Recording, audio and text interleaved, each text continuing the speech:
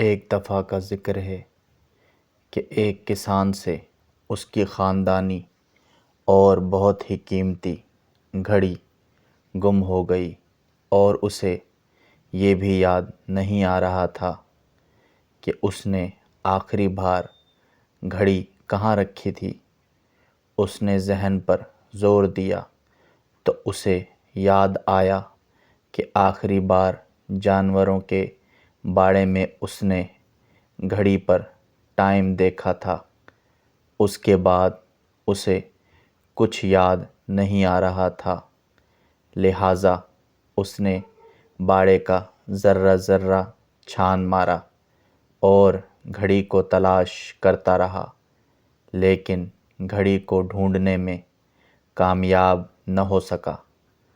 تھک ہار کر گھر سے باہر نکلا تو دیکھا کہ کچھ بچے کھیل کود میں لگے ہوئے ہیں۔ اس نے بچوں سے درخواست کی کہ وہ گھڑی تلاش کرنے میں اس کی مدد کریں۔ اگر وہ گھڑی ڈھونڈ لیتے ہیں تو وہ ان کو انعام دے گا۔ یہ سن کر سب بچے اس کے ساتھ گھڑی ڈھونڈنے میں لگ گئے۔ کافی جستجو کے بعد بچے مایوس ہو کر باڑے سے باہر نکل آئے اور کہا کہ ہمیں تو کوئی گھڑی نہیں ملی۔ یہ سن کر کسان کافی پریشان ہوا اور باہر جا کر اداس بیٹھ گیا۔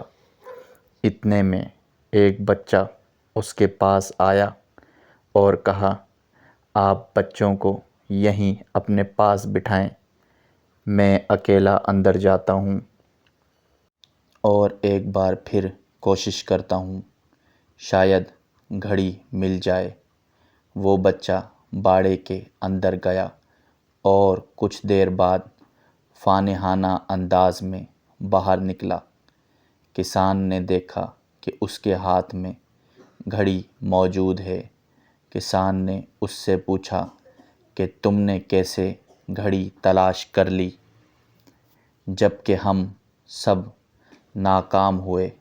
بچے نے جواب دیا، میں نے زیادہ محنت نہیں کی، صرف جا کر خاموشی سے زمین پر بیٹھ گیا اور اپنے ذہن کو گھڑی کی ٹک ٹک کی طرف مرکوز کیا اور اس کی ٹک ٹک پر توجہ مرکوز رکھنے کی وجہ سے گھڑی کی ٹک ٹک سننے میں کامیاب ہوا اور اس صدا کی طرف بڑھا اور گھڑی کو ڈھونڈ نکالا۔